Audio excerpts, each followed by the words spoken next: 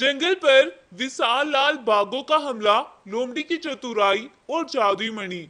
जंगल का राजा सफेद शेर था, जिसका नाम था गब्बर शेर। गब्बर शेर एक बहुत ही शरीफ शेर था। वो बेचारा किसी भी जानवर की बातों में आसानी से आ जाया करता था और उसकी बातों में आकर कुछ भी कर जाता था। जंगल के जानवर अक्सर ही गब्बर शेर की मजाक बनाते थे और उसे भोंदू कहकर बुलाते थे। गब्बर शेर जब भी जंगल में निकलता था तो जंगल के सभी जानवर बोलते थे, अरे वो देखो भोंदू शेर, देखो तो कैसे मुंह छुपाकर जा रहा है। दरअसल गब्बर शेर के पास उसके पिता की दी हुई एक जादुई मणि थी, जिसे जब चाहे वो कुछ भी लेता था और उसके पिता ने उसे कभी भी जंगल के जानवरों का शिकार करना नहीं सिखाया था। जब उसे किसी भी चीज की जरूरत होती थी, वो गब्बर शेर को उस मणि से लेकर दे देता था, जिसकी वजह से गब्बर शेर आज तक भी शिकार करना नहीं सीख पाया था और वह अपने आप को एक साधारण सा जानवर ही समझता था और जानवरों से खूब डरा और सहमा हुआ रहता था। उसे लगता था कि जंगल के जानवर उससे ज्यादा ताकतवर हैं। इसी तरह से दिन बीत रहे थे और जंगल के जानवरों की शैतानियां गब्बर शेर के साथ बढ़ती ही जा रही थी। एक दिन उनके जंगल में एक जादुई दरवाजा खुलता है। उस जादुई दरवाजे में से कई सारे लाल बाग निकल कर आते हैं। वो सभी लाल बाग खून के जैसे दिखते थे। वह बाघ गब्बर शेर की मणि को हड़पना चाहते थे, इसीलिए वो इस जंगल में आए थे। तभी उन्हें जंगल के कुछ जानवर सफेद शेर को डराते हुए नजर आते हैं। यह सब देखकर वो खुश हो जाते हैं और उनमें से एक बोलता है, अरे भाइयों, देखो तो जरा इस शेर को, ये तो इन पिद्दी से जानवरों से भी डर रहा है, तो फिर ये हमारा क्या ही बिगाड़ लेगा। चलो हम अभी चलकर इससे वो मणि छीनते हैं। अब वो सभी बाघ राजा गब्बर शेर की गुफा पर जाते हैं और उसे डरा धमका कर उससे वो मणि छीन कर ले आते हैं। उधर गब्बर शेर बेचारा बहुत परेशान था। उसे तो उस मणि के बिना खाना भी नहीं मिल सकता था। अरे अब क्या होगा मेरा, वो मणि तो बाघ छीन कर ले गए।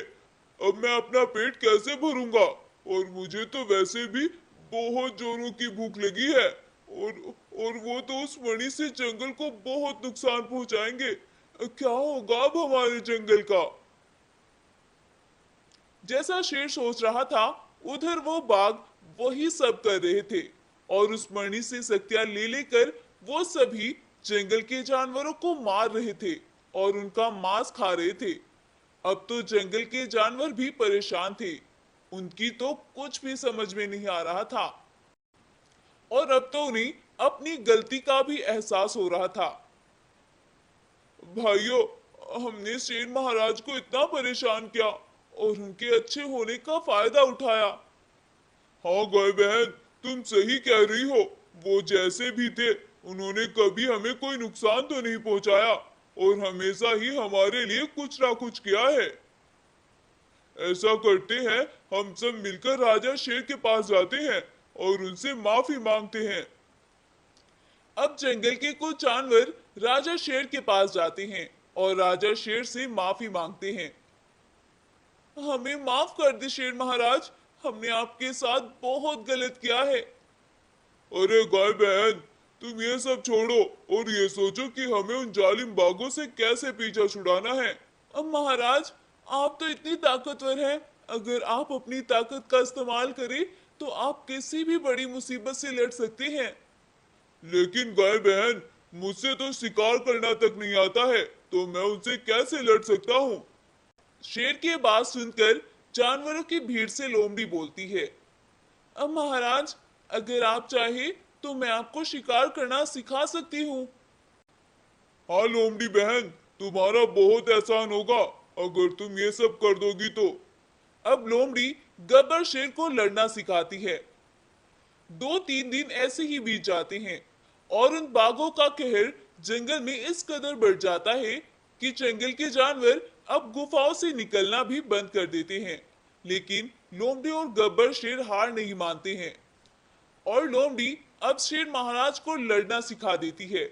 और अब गब्बर शेर उन जालिमों से लड़ने उनके ठिकाने पर पहुंच जाता है और वहां जाकर गब्बर शेर उन बाघों से लड़ने लगता है और लड़ते लड़ते गब्बर शेर काफी घायल भी हो जाता है। आखिर वो इतने सारे और गब्बर शेर अकेला। तभी चुपके से लोमड़ी जाकर उस मणि को उठा लाती है और सफेद शेर उस मणि से सारी शक्तियां लेकर उन बाघों पर अपनी शक्तियों से हमला करता है, जिससे वह सभी बाघ वहीं पर मारे जाते हैं और सफेद शेर अपनी मणि को लेकर गुफा में वापस आता है।